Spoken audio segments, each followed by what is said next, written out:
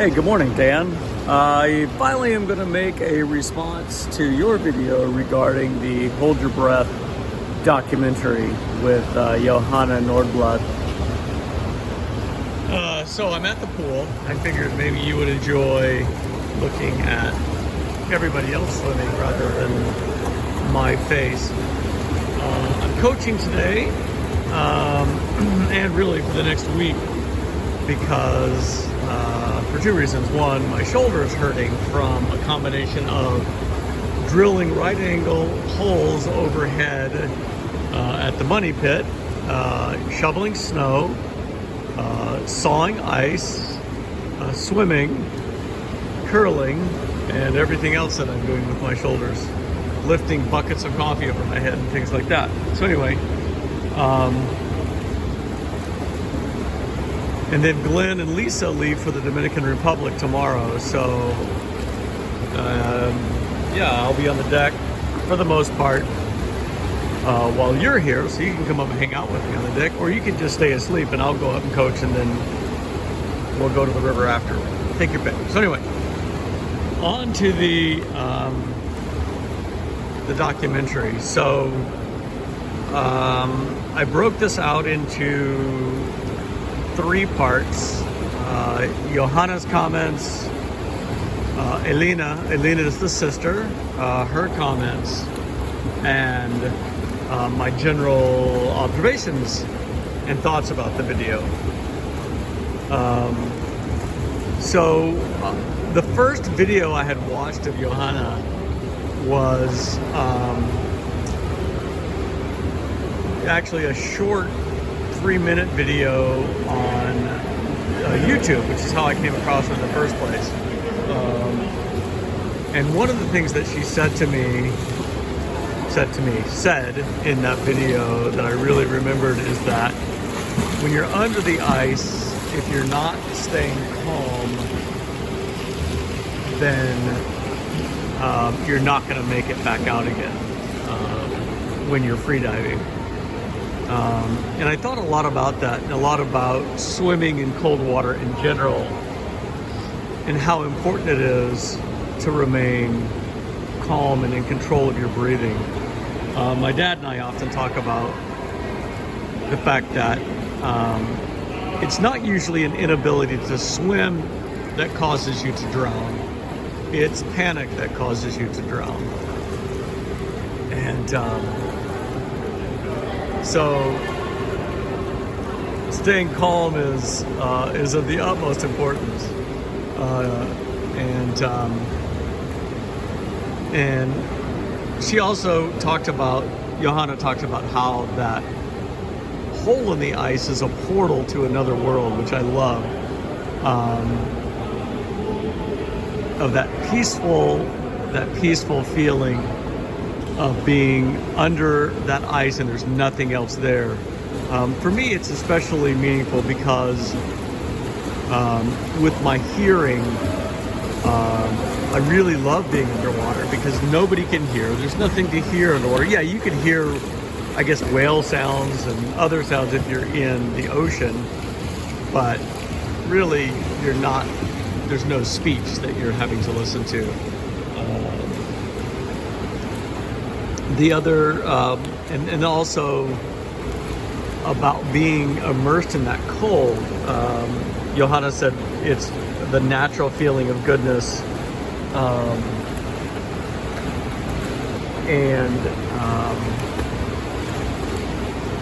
one thing that I like about cold water swimming, cold water immersion is the fact that you have to focus on relaxation, and there's so much sensations with the cold that it not drives away or not even occupies, just keeps me from dwelling on all the other things going on in life, whether it's Galen, whether it's Mugby, whether it's whatever else is threatening to drag me down. I say that cold water immersion keeps the monsters at bay. And Johanna says that with ice diving, that the worst mistakes are mental, and that mental training is so important, because when you're relaxed, the cold just feels cold. Even if it's intense, it's not pain. But when you're not relaxed, the cold is freezing, which is very true.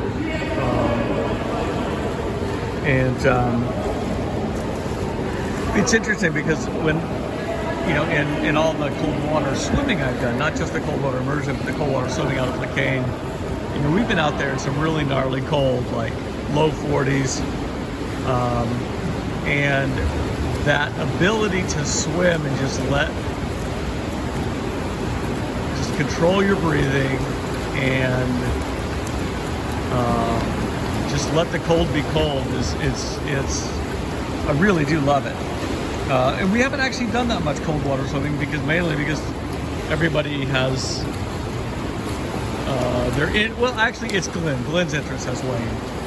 And so he was my primary cold water swimming buddy, and nobody else is really interested in swimming so much as just sitting.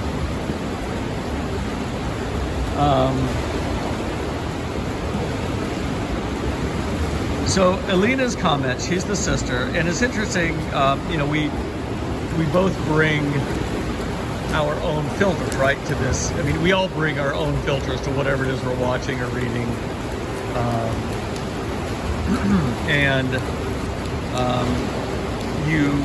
One of the things about Alina, one of the things that you kept coming back to is that Alina was worried, she was scared, and she never wanted, told her sister that she wasn't going to dive again. But what she said was, you never have to dive again. But I think that was just an expression of her anxiety and the fear she felt when she was under that water. I don't think it's going to happen. I think Johanna is going to continue to ice dive. Now, she may never swim 100 meters again underwater, because that's a really different thing than just the ice diving that she and her sister do. Because, both she and her sister were spending quite a bit of time under the ice, and I don't see that stopping. I think they're going to continue to do that. She's just not going to train up to the 100 meters again.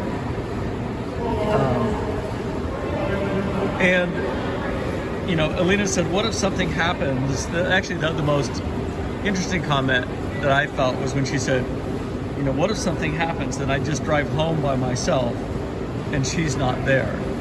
So, certainly that's the worst case scenario, and she knows that, that can happen. When I used to think about that when Glenn and I went out and swam at Lequesne. There was a couple of times where, one time in particular, I got in real trouble, and I had to make a decision to swim to the other side because I happened to be closer at that point, and get out on that side and have Glenn come pick me up. But that ability to accept that, yes, something could happen. If I'm out in the middle and I'm swimming, Glenn is not going to hear me. Even if he's 10 feet away, he's not going to hear if I get in trouble. And I could go down. And that would be that. So, contrasting that to Johanna's son, who said, yeah, I worry about my mom, but I don't want to, I don't want a mom that just sits around and does nothing. I like having a mom that's out there. Beth and I both thought that was pretty funny.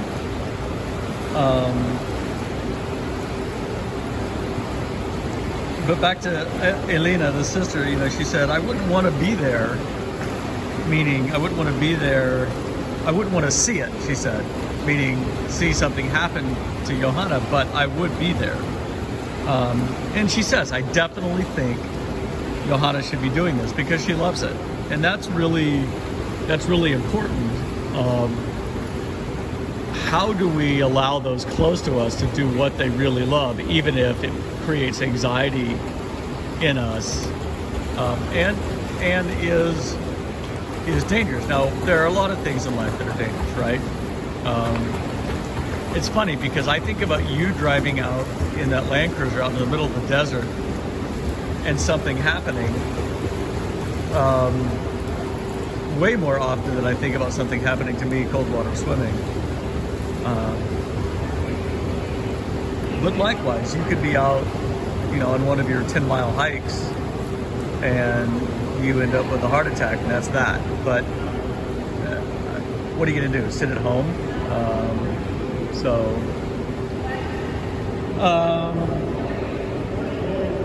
So yeah, I fully expect that Alina and Johanna are still diving under the ice, that they're still putting on their monofins and their wetsuits, and they're going, and swimming under. And I think about how long they're holding their breath for.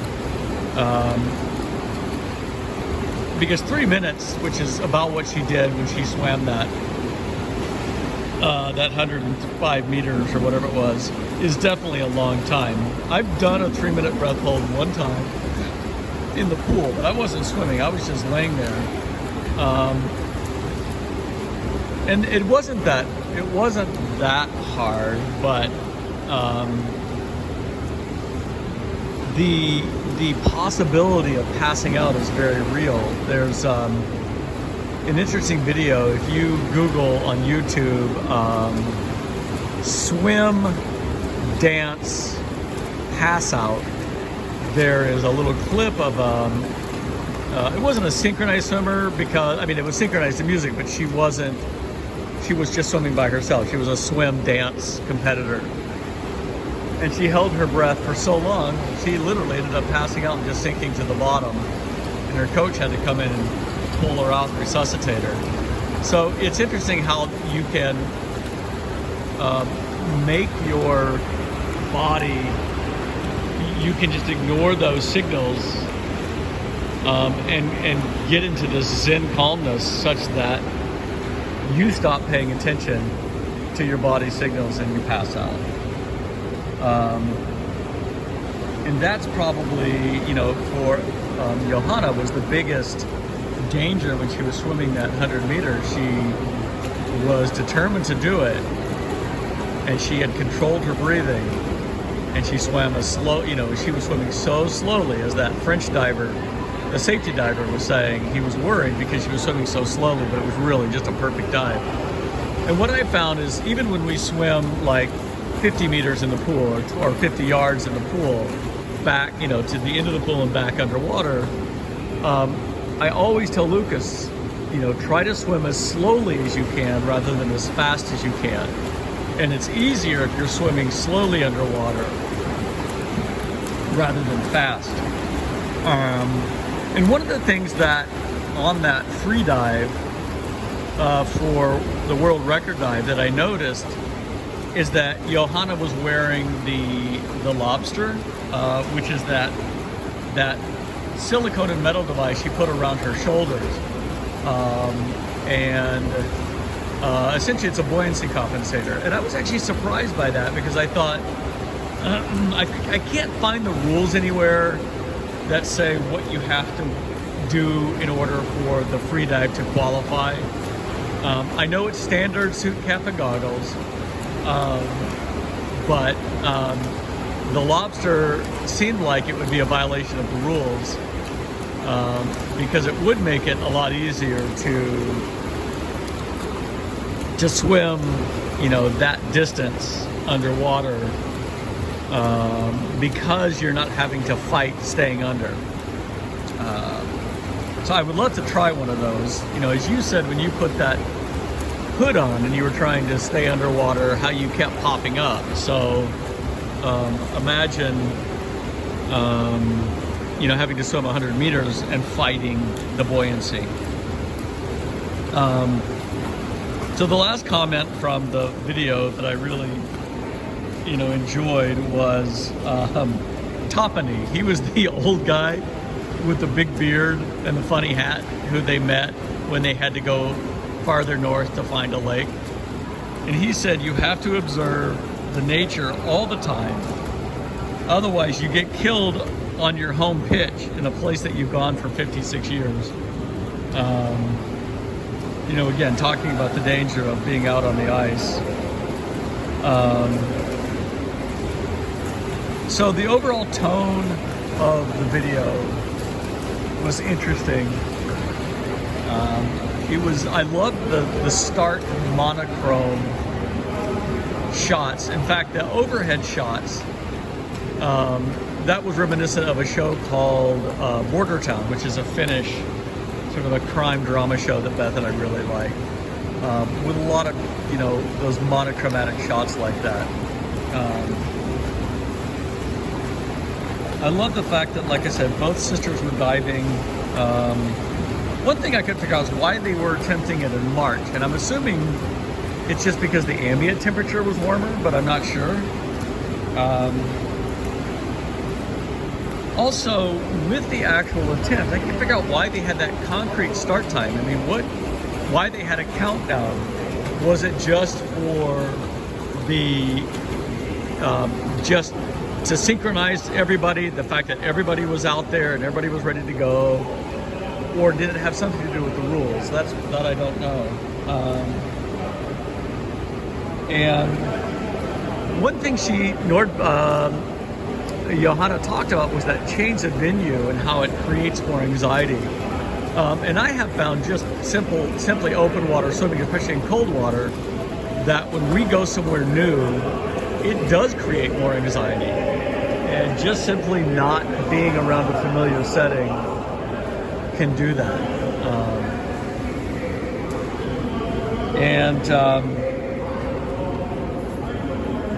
And then some of your comments, one thing you talked about when you went underwater in the Umatilla is the brain freeze. And I have to tell you, based on my experience, the swim cap does not help. So when we swam at Lecain, when we used to swim in late March and April and the water was, low 40s or mid 40s, I think low 40s was probably the coldest we did. We would swim, across and back. And I would wear just a silicone cap, and even if I wore a wetsuit, like a sleeveless wetsuit,